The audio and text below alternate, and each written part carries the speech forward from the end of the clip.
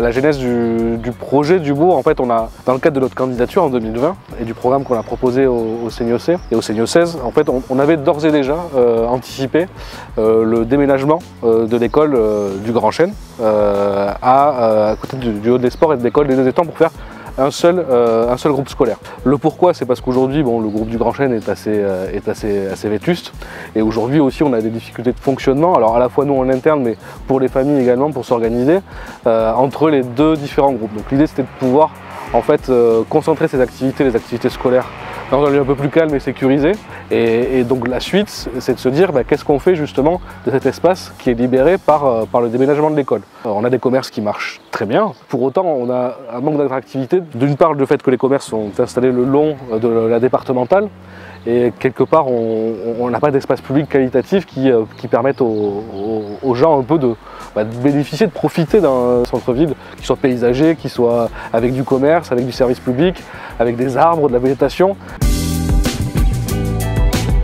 Au sein du cœur de bourg, on a le cœur même, c'est tous les abords de la mairie, toute la montée vers l'église, le fronton, également les groupes actuels du Grand Chêne, le parc qui se situe à proximité. Pour autant, la réflexion ne s'arrête pas là, et l'objectif aussi c'est de dessiner des logiques et une stratégie pour les années à venir, où on élargit aussi la focale, c'est-à-dire qu'on intègre aussi quelque part le hall des sports et le nouveau groupe scolaire, parce qu'on souhaite aussi l'arrimer à ce cœur de bourg. On intègre les commerces qui sont déjà existants aussi le long de la départementale, parce qu'on veut aussi les arrimer à ce cœur de bourg là.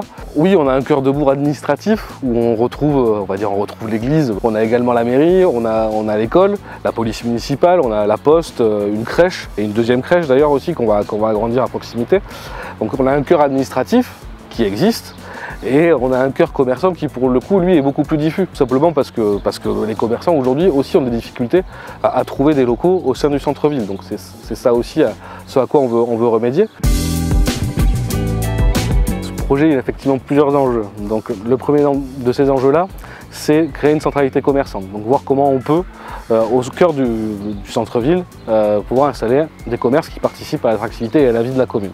Il y a un enjeu de logement également à réfléchir. On souhaite stopper la consommation des espaces naturels agricoles. Pour autant, on a des besoins de logement, notamment pour les plus jeunes, mais aussi pour les plus âgés, en tout cas du logement accessible. Puisqu'aujourd'hui, pour se loger, c'est compliqué sur la commune. Donc on a cet enjeu-là aussi au niveau du cœur de bourg. On a un enjeu des mobilités. Comment on arrive à faire en sorte que l'ensemble des mobilités soient prises en compte. Aujourd'hui, comme bien des communes, on a une prééminence de la voiture. Ça ne veut pas dire que la voiture demain doit disparaître, elle aura toujours sa place.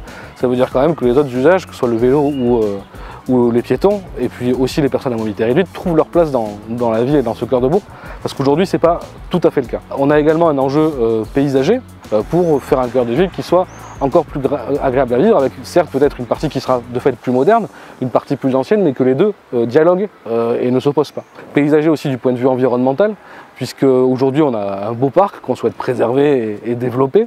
On a également un ruisseau de la Palue, qui pour le coup est un ruisseau purement seignosé, puisqu'il prend sa source à Seignos, il se déverse ensuite dans l'étang noir qui se situe à Seignos et qui aujourd'hui en fait est sous l'école. Et puis il y a un enjeu paysager aussi, c'est que ce centre-ville-là puisse aussi s'articuler autour de ce ruisseau et qui participe demain à son identité.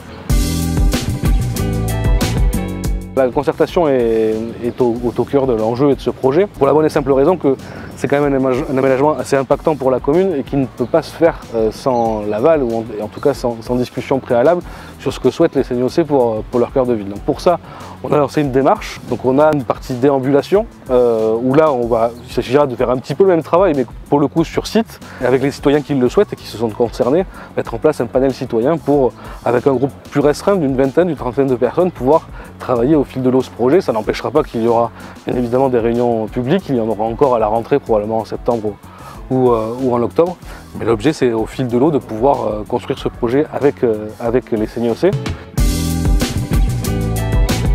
D'abord, c'est le diagnostic, on est en plein dedans. Après, ça sera différents scénarios sur lesquels il faudra trancher. Et une fois qu'on aura les scénarios, ça sera un plan guide, et après ça sera un architecte, une maîtrise d'œuvre. Et par la suite, il faudra solliciter les autorisations et lancer les travaux. Donc il y a encore beaucoup de travail, mais on a souhaité le mener dès maintenant pour être à temps, pour pouvoir réaménager ce centre-ville.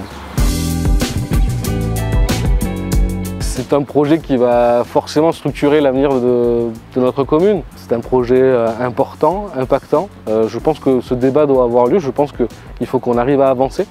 Il faut qu'on le fasse ensemble. Forcément, on aura parfois des points de vue divergents. Pour autant, je pense que c'est nécessaire aujourd'hui que chacun s'y investisse pour que le projet qui soit mené à bien. Parce que de toute façon, il en aura un. Aujourd'hui, l'école déménage et les travaux ont commencé. Elle sera en septembre 2026, les enfants seront dans leurs nouveaux locaux. Donc désormais, en fait, il faut qu'on se penche sur ce que va devenir ce cœur de bourg. Donc voilà, moi j'attends d'eux, en tout cas j'espère qu'ils sauront participer pour qu'on ait aussi un aménagement qui soit le plus fidèle à ce qu'ils souhaitent. Donc je compte sur eux pour venir participer, échanger. On prendra nos responsabilités, nous élus, pour prendre les bonnes décisions.